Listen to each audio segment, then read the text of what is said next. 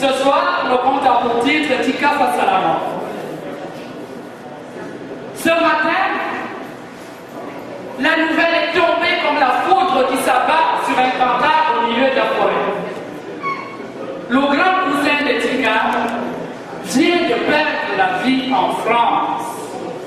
Et toute la famille doit se préparer à vivre cet événement plutôt douloureux. Tité, que dis-tu là? Pourquoi nos ancêtres en voudraient à un des leurs qui s'apprête à amorcer son long voyage vers le village éternel? C'est ce que tu crois, femme? C'est vraiment ce que tu penses? Parce que tu crois que nos ancêtres n'ont que des devoirs et obligations vis-à-vis de nous. Et tu ne crois pas que nous, qui avons hérité la vie de ces gens-là, nous avons des responsabilités vis-à-vis des gens de notre propre communauté. Voilà quelqu'un un matin qui a décidé de quitter ici, d'aller manger tout seul dans son coin, d'aller vivre en France, loin des siens. Est-il besoin de vous dire que ma soeur, sa mère, en est presque morte de chagrin? Est-il besoin de rajouter qu'au cours de toutes ces années, chaque fois qu'on réussissait à rentrer en contact avec monsieur, que faisait-il? Lorsqu'on lui annonçait que quelqu'un était mort, il envoyait de l'argent. Avez-vous vu quelques billets tenir une pelle pour creuser une tombe dans ce village? Non. Avez-vous vu l'argent assister à une cérémonie de bénédiction ici? Non. Avez-vous vu l'argent venir puiser l'eau et laver une grand-mère malade? Voilà. Nous l'avons élevé. Nous avons donc semé notre champ. Nous avons désherbé. Nous avons arrosé. Et quand la récolte fut prête, qu'est-ce que monsieur a fait? Il est allé donner ça aux Français. C'est eux qui en ont profité. Et parce que monsieur est mort à la guerre, on nous appelle juste pour nous dire qu'il est décédé. On doit aller chercher un colis à l'aéroport. Ces enfants nous tueront. Ils nous tueront. Et il est mort où? Au Timor oriental. Au Timor oriental. Lequel d'entre nous a jamais mis les pieds là-bas? On ne sait même pas comment on les appelle. Des Timorais, des Timoriens. Le savez-vous, vous qui êtes assis ici? Le savez-vous? Voilà. Tité. Oui, Tika. C'est quoi la mort? La mort, ma petite fille, arrive lorsque notre cerveau, pour une raison ou une autre, arrête de fonctionner. Tité. Oui, ma fille. Et quand on meurt, on va où? Grand-mère dit que lorsqu'on meurt, on va au paradis. Et toi, tu as déjà dit garder le secret et que le paradis et l'enfer, ça n'existe pas. Alors, quand on meurt, où est-ce qu'on va, grand-père? Tika, ma petite fille, lorsqu'on meurt, on est enterré, on est enseveli, ça veut dire qu'on est mis sous la terre. Tité, quoi encore? Tu finiras par me mettre une vie en public à force de tirer sur mon panier. C'est quoi la guerre?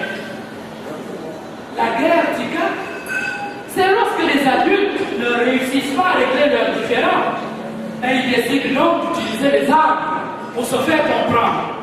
Ah mais non alors! Quoi? Qu'est-ce qu'il dit là? Qu'est-ce que j'ai dit? Mais les adultes disent toujours qu'il ne faut pas se battre pour se faire comprendre. Pourquoi ne font donc-ils pas eux-mêmes ce qu'ils demandent aux enfants? C'est tout simplement parce que certains adultes sont plus stupides que les enfants parfois. Mais dis-moi, grand-père, mais il n'y a pas la guerre ici. Le cousin, pourquoi il n'est pas revenu? S'il l'avait fait, il serait certainement en vie aujourd'hui. Ton cousin a immigré. Ça veut dire quoi immigrer, grand-père? Ça veut dire qu'il voulait manger tout seul. Il est parti habiter dans le village de quelqu'un d'autre.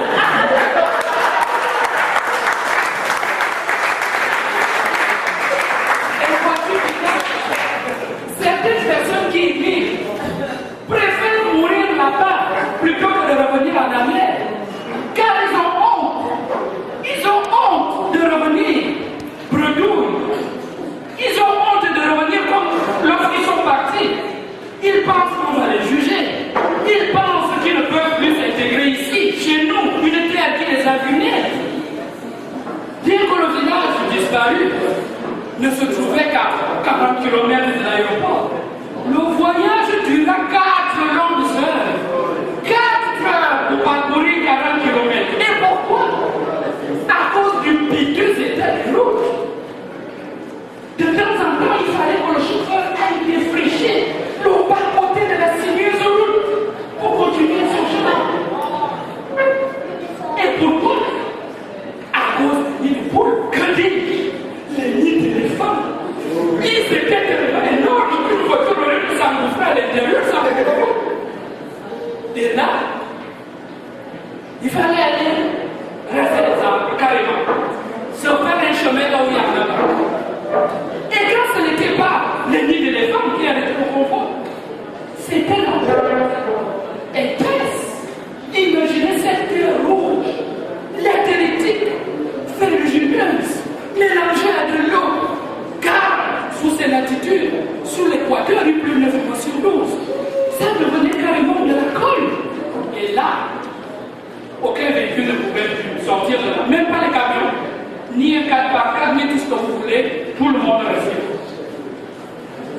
Et là, il fallait alléger le poids des autres, faire descendre le cercueil, le porter sur les épaules, et se mettre à marcher comme ça pendant 30, 40, 50 mètres. Quand il y a tous les autres passagers, il fallait qu'ils descendent aussi. Les hommes pliaient leurs pantalons pour pousser les voitures afin de les tirer à leur situation fâcheuse.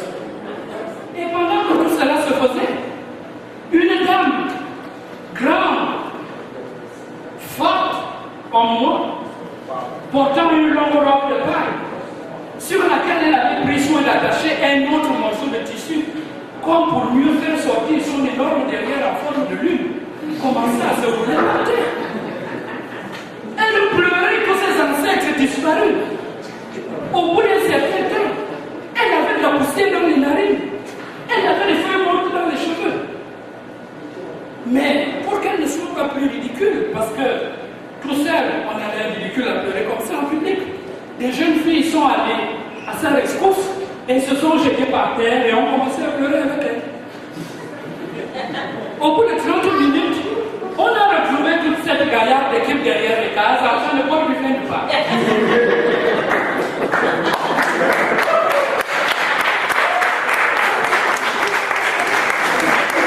Mais grand-père, je voudrais encore rester un peu. Est-ce que ça veut dire que tu ne veux plus me voir? Non. Où vas-tu chercher ça? Où vas-tu chercher ça? Je ne veux tout simplement pas que tes yeux d'enfant voient des choses. Quel genre de choses, grand-père? Ah! Tika, tu veux me faire dire des choses qu'un adulte ne doit pas dire aux enfants? Le deuil, la mort, les funérailles, c'est une occasion comme une autre de retrouver. On est là pour célébrer la vie. Et vous-même, tu vois comment les gens ont mangé ici. Ils ont bu. Ils ont rajouté du café au whisky. Au bout d'un certain temps, certains hommes vont disparaître dans les forêts avec certaines femmes. Et ces femmes n'auront certainement pas envie de tromper leur mari, mais elles se tromperont de mari.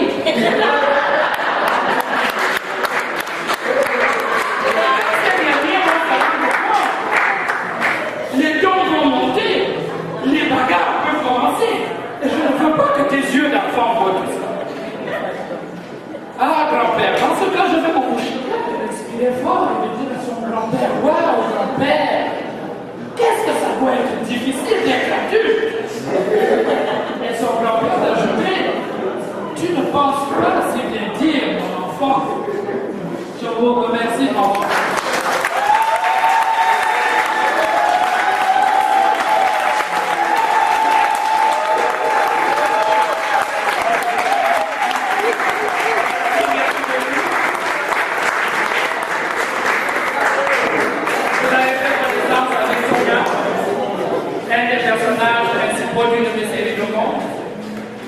Ce sont des contes pour adultes dans le fond parce qu'il y en a d'autres qui sont un peu grivois.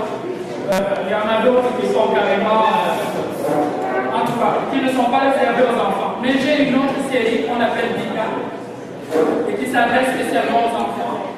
Mais c'est toujours des enfants qui ont autour de 6 ans que je mets en interaction avec des adultes, donc souvent les grands-pères, parce que avant l'âge de raison, on est désinhibé. On dit les choses telles qu'on les pense. On ne se soucie pas encore des conséquences.